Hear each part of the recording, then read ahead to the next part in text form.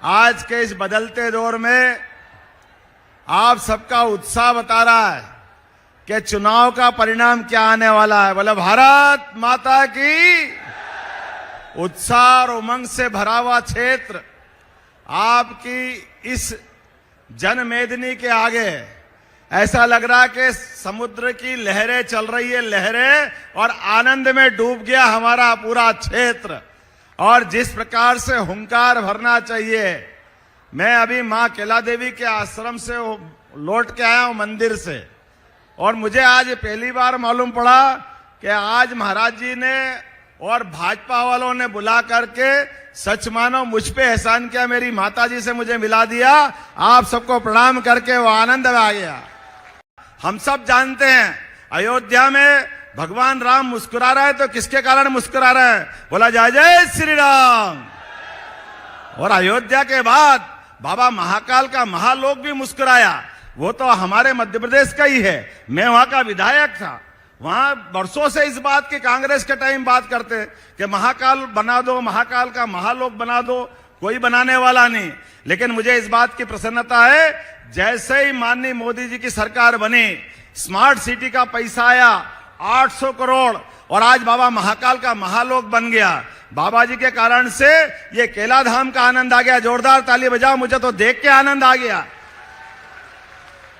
अरे सच्चे यदुवंशी वो जो धर्म का काम करे। मैं तो बाबा जी को बधाई देना चाहूंगा, सच्चे अर्थ में बाबा जी ने हमारे सभी धर्मस्थल की चिंता की। जोरदार अभिनंदन करो।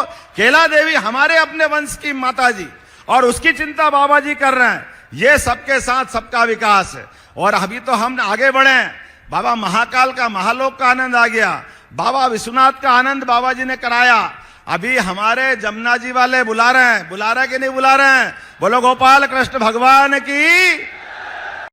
और यहां जानकारी मिली है कि मंदिर तो पुराना था, बाकी व्यवस्था भी थी, लेकिन महाराज जी के माध्यम से ये जो क्षेत्र चैतन्य हुआ है, ये वाकई में अद्भुत क्षेत्र बना है। आप मान के चलना, निश्चित रूप से हमारा ये पूरा संभल लोकसभा तो हम जीतेंगे ही, बल्कि आने वाले 3 चुनाव आगे तक उत्तर प्रदेश में ऐसा ही झंडा फहराते रहेंगे। जोरदार अभिनंदन करें माननीय महाराज जी का। और आज के इस चुनाव की बेला में, चूंकि मैं लोकसभा चुनाव है, उस चुनाव के कारण से आता हूं, और मेरी भी जवाबदारी बनती है, जिस जगह से मैं आता हूं, भारतीय जनता पार्टी के कार्यकर्ता होने के नाते से हम सबका सौभाग्य है, लोकतंत्र के इस वर्तमान के समय में आज पूरे देश के अंदर विश्व की सबसे बड़ी पार्टी भारतीय जनता पार्टी।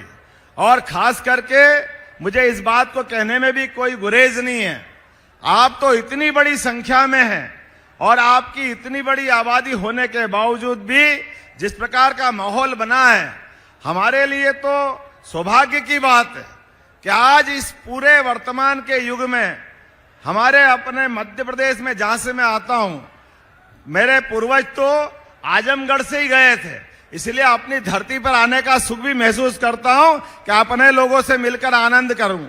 लेकिन ये भी धन्यवाद देना चाहूंगा भारतीय जनता पार्टी को, जिनके माध्यम से हमारे अपने उज्जैन में, जहां से मैं लड़ता हूं, वहां तो हमारी 500 की आबादी भी नहीं है, लेकिन एक यादव बंधु को उठा करके शिक्षा मंत्री और फिर मुख्यमंत्री का गौरव देने का ये भारतीय जनता पार्टी का आशीर्वाद है।